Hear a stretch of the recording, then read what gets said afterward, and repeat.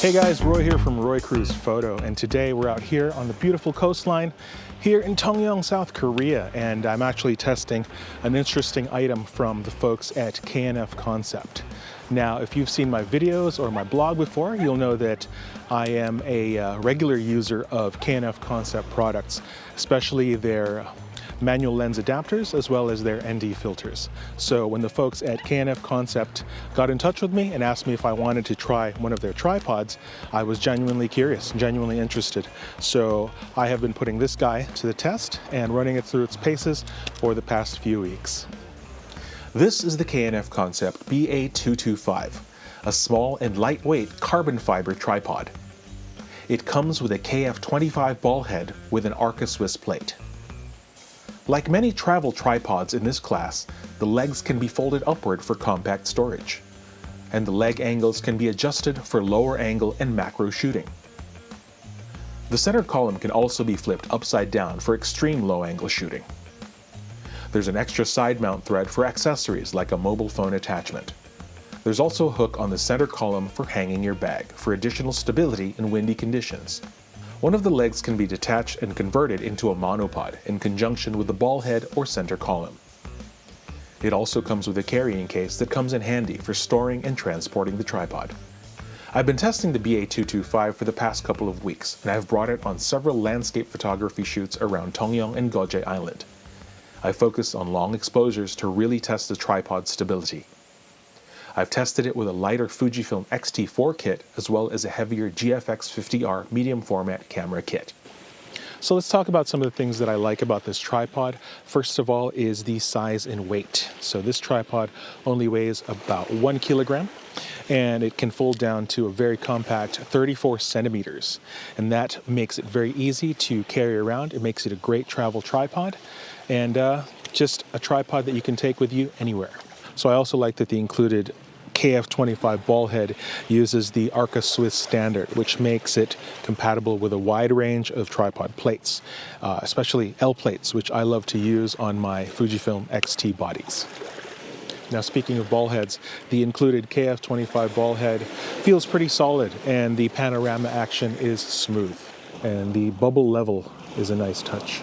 So another small but important detail to me is the plate that they provide, and it allows you to tighten the plate in a couple of ways, which is very convenient. You can use a key or a coin or the provided handle, and believe it or not, I've seen tripods in this price point that do not offer that convenience. Another great thing about this tripod is that it's relatively inexpensive, which makes it very accessible for beginners and casual users alike.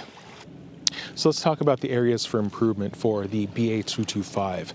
Now, this tripod gets pretty tall at 154 centimeters, but that is at the expense of overall stability. So if you're using heavier gear or if you're in more challenging conditions, you'll definitely want to do things like lower the center column or refrain from using the thinnest section of the legs, and that'll help you to be able to use it outside in more challenging conditions. You could also use the provided hook to weigh down the setup a little bit better, and that'll help keep it stable. I would definitely keep the gear light on this tripod. I have used my GFX system on it just to test it out, but that was really kind of pushing it, especially outside in challenging conditions. So another thing I noticed immediately about this tripod is the little levers for setting the leg angle. They are not spring-loaded, so you will definitely have to pull them out and push them back in manually. And it's a small detail, but you will definitely feel it in real-world use. So the last area for improvement that I wanted to talk about is the thread here at the bottom of the center column. It is actually made of plastic, so you'll want to be very careful when using it as a monopod or when hanging a very heavy bag from here. All right, so a few parting thoughts about the K&F Concept BA225 tripod. Overall, I think it's a decent option for casual use and for lighter gear. I found that it suited my Fujifilm X travel kit pretty well, and I'll link to that video above. And I did use it for my GFX system in testing just to push it to its limits, but admittedly, I think that was a bit of a stretch. And my favorite thing about this tripod is definitely the small and compact form factor. It's really easy to carry around. So I think it's best suited for milder conditions and maybe indoors.